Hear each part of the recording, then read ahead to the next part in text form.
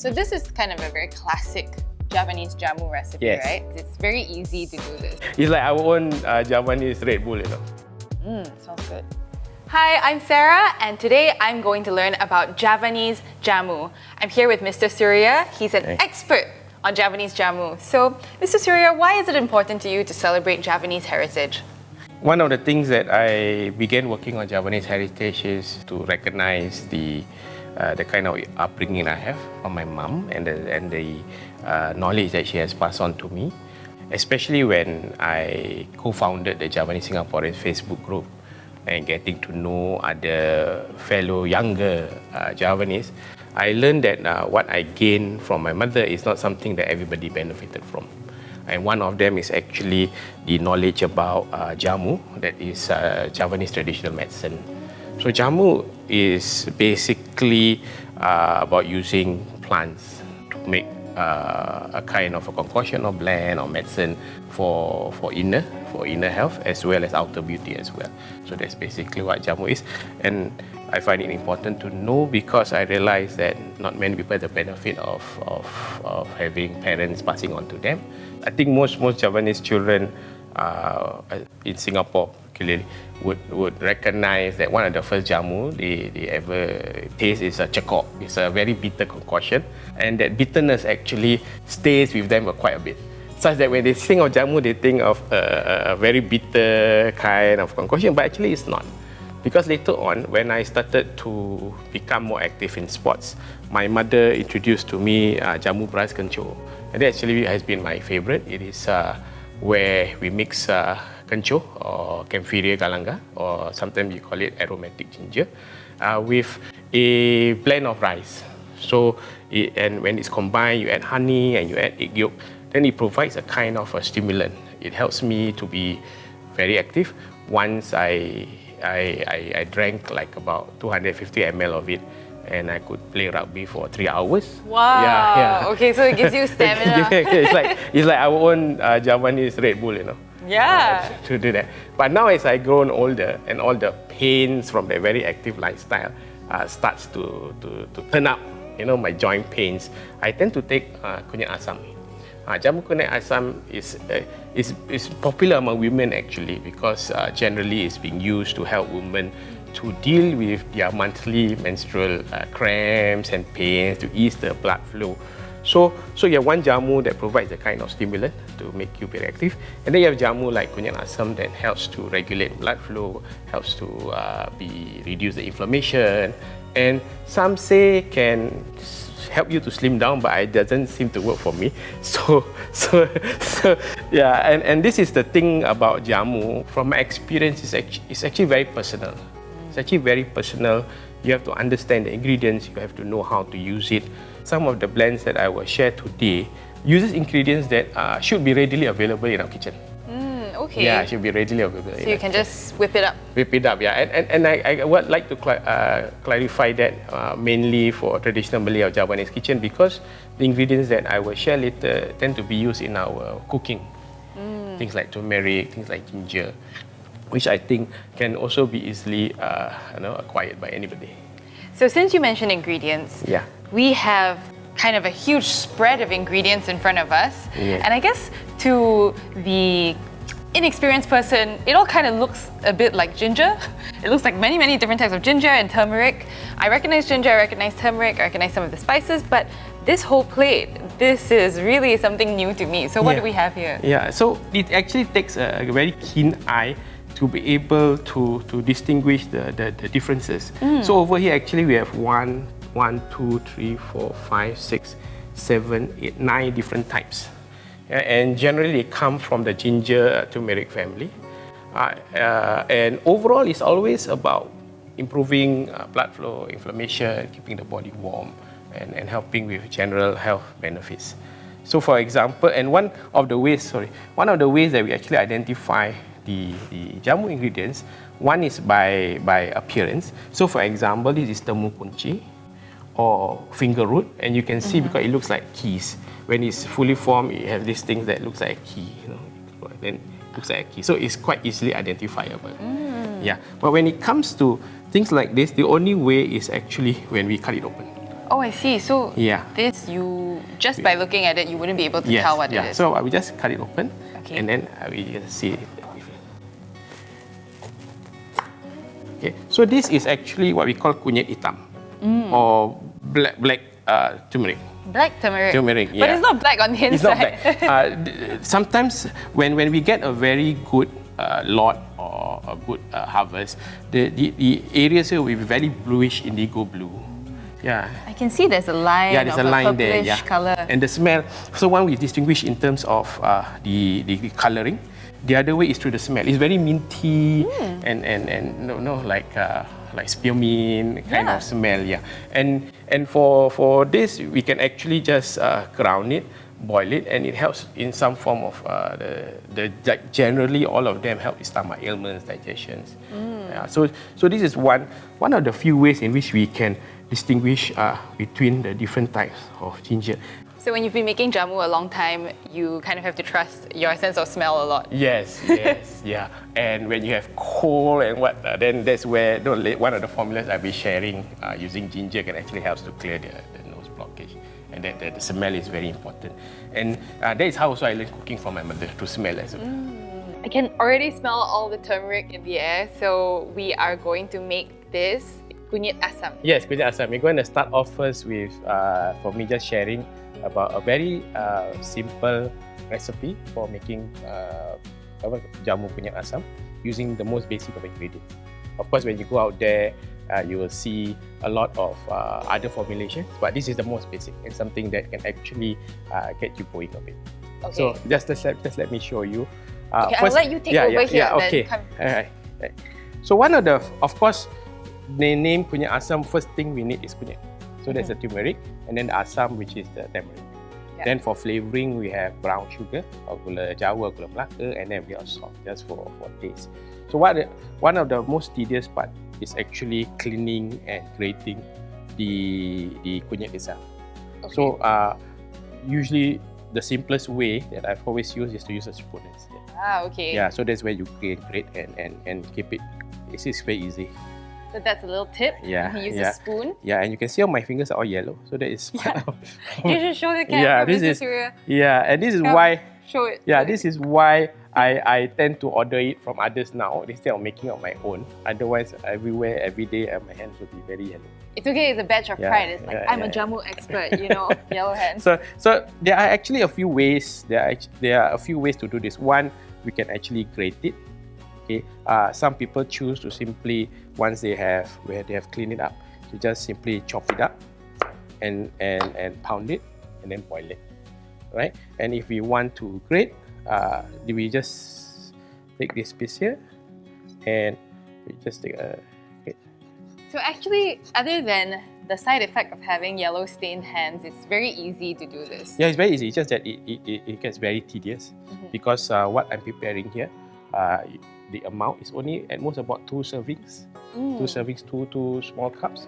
Okay, so usually we estimate based on a palm size, and this is what I've been taught. So a palm size amount of kunyit or turmeric can serve about 2 cups of kunyit asam. So to make the 2 portions of this jamu kunyit asam, you have to deal with all of this turmeric. Yes, after my hand will get yellow. So this is a labor of love. When someone makes you jamu, they're saying they really care about you, basically. Yes, if they're doing it fresh.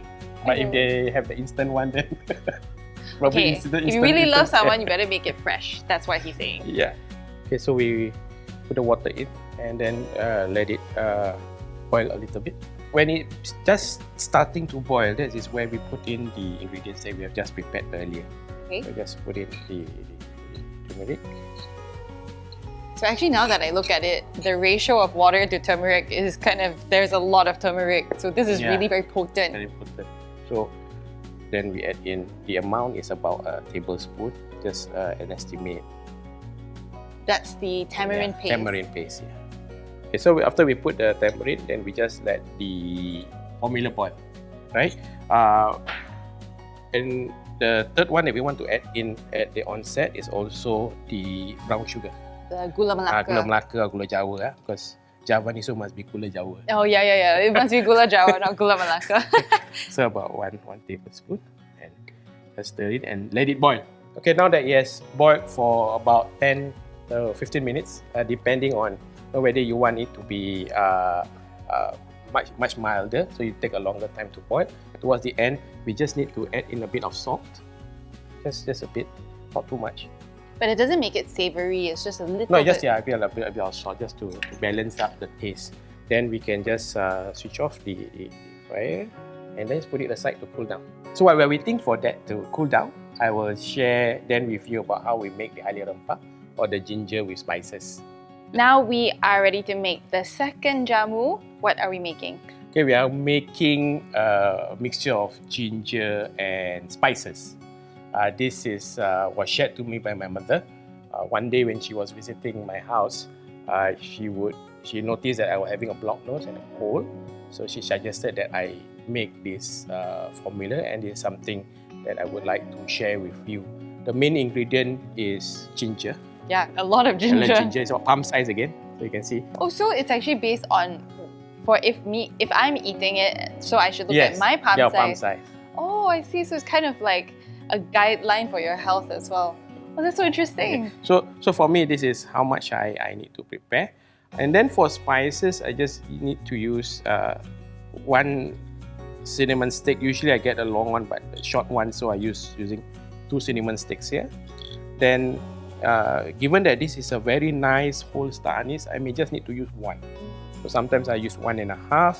And cloves, you can between 2 to 3 pieces of cloves. And when it's ready to be served, is when I drink it with honey.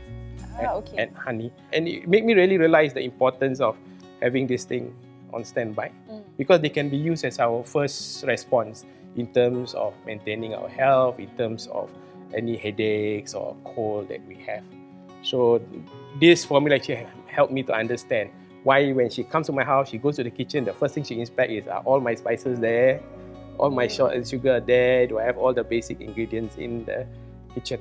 So she wants you to always be ready to whip up some jamu, basically. Yes, just some jamu formula as and when we need it. For example, for this halia rempah, it's just basically this ginger here.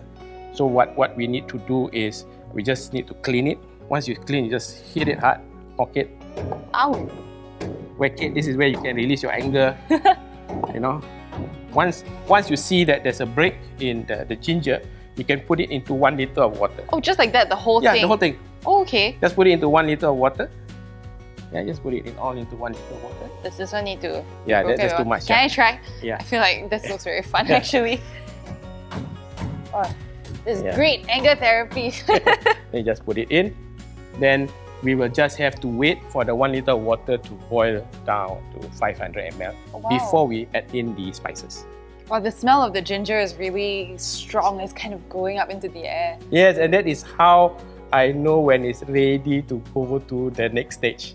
So what we're gonna do is that the next stage is when you have observed that half of the water has boiled down, it's concentrated to half is the amount that you put in. Then we add in the spices. So usually I would just add in the cinnamon stick and 1 star anise, 3 cloves. 3 cloves? 3 cloves. That's about it. Then I add water. So you top up the water? Top up the water. Ah. And then I will bring it to boil again. Then we wait. The next time the water is reduced to half its amount, then it's ready to be served. Ready. Wow. So they actually look like very different drinks. One is very orange, yellow from the turmeric, and then the other one looks kind of more like tea, I guess. You're more used to this kind of color and consistency, right? And when you mention tea, if you want to add in a bit of flavor, you can just add in some tea leaves inside. Oh, let it soak too, so that it becomes much more easier for you to drink. The reason is that because the ginger has been boiled for quite some time, the taste is very strong. It's very warm, it's very hot. I love and ginger. The spices, that can be a bit bitter. And so the honey and the tea can add a bit more flavor to the taste, but it's not material to the benefits of the ginger and spice. I would really like to try this jamu now, and Mr. Surya has promised me that I'll actually feel the effects within 2 hours. Yes. So I'm ready to kind of get it going. Yes. Which one should I try first? I suggest that you try the kunyit asam first. Okay. So this is kind of a very classic Javanese jamu recipe, Yes. right? Smells good. Wow. Oh, it's really nice. It's very sour and tart from the asam, the tamarind paste. So it kind of makes you pucker your mouth a little bit, but then you get the warmth from the turmeric, that spice flavor. This is really nice. I could totally drink this just, as a drink, not even as a medicine. And this is good for? This is good for your general blood flow and for women mainly for their monthly menstrual cycle. Is known to ease that experience a bit. For me personally and generally for everyone, it helps to reduce inflammation of joints or parts of the body. If we grow older, one of the struggles we face with is inflammation of our joints, of our body and so forth. So this kunyit asam helps to reduce that inflammation. So very useful in many ways. This is actually quite easy to make, I found. Yes. Right? This is the most basic. Of course, when you know more, you add in a few more ingredients, then you can find a formula that best suits you. Okay. So if you want to kind of try your hand at jamu, this is where you should start. Step 1. Yes. Right? Okay, I'm going to try the other one, the halia rempah. Yes. And what am I expecting? Something very warm. Warm? The whole idea is to keep the body warm, as the purpose is to clear your blocked nose and also any cold that you're experiencing, to reduce it, mainly to bring warmth to your body. I can imagine that because even just smelling it, you can smell all the flavors like up your nose. I can imagine that this will clear any stuffiness.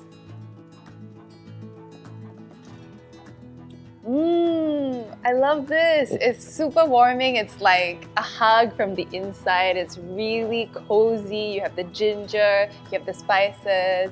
Wow, this is really kind of, on a rainy day, you can imagine curling up with a cup of I love to take this on a rainy day, especially when I start to get the sneezes. The only thing is that you have to finish the entire cup to get the effect. Okay. Yeah. Which you can finish later. Yeah. Traditional medicine, we have this idea that it's bitter, not very nice, but the two things that I just tasted, they were really delicious. I would 100% drink them again. So thank you so much, Mr. Surya, for showing me all this amazing jamu. Is there anything that you want to pass on to the audience about Javanese culture or jamu? We would like to encourage anyone who is curious or want to know more about our local Javanese cultural heritage. Do become a member of Javanese Singaporeans Facebook group or like any of our posts from there. Then we will share occasionally, mainly by our team of admin. We have quite a number of members in our admin team who, whenever they spot anything that is of interest to Javanese cultural heritage, to those in Singapore as well as around the region, we would share it in the group. It's been so amazing learning from Mr. Surya about Javanese jamu, and I can vouch for the fact that they really taste like a warm hug in a cup, like love in a drink. So if you want to try your hand at jamu, don't forget to try these recipes. I think they're really simple. And also join the Javanese Singaporeans group on Facebook to learn more about Javanese culture. If you want to find out more about our amazing Singapore heritage, then go to the Singapore Heritage Fest website at sgheritagefest.gov.sg and check out a lot more. Thank you, Mr. Surya. Welcome. Enjoy.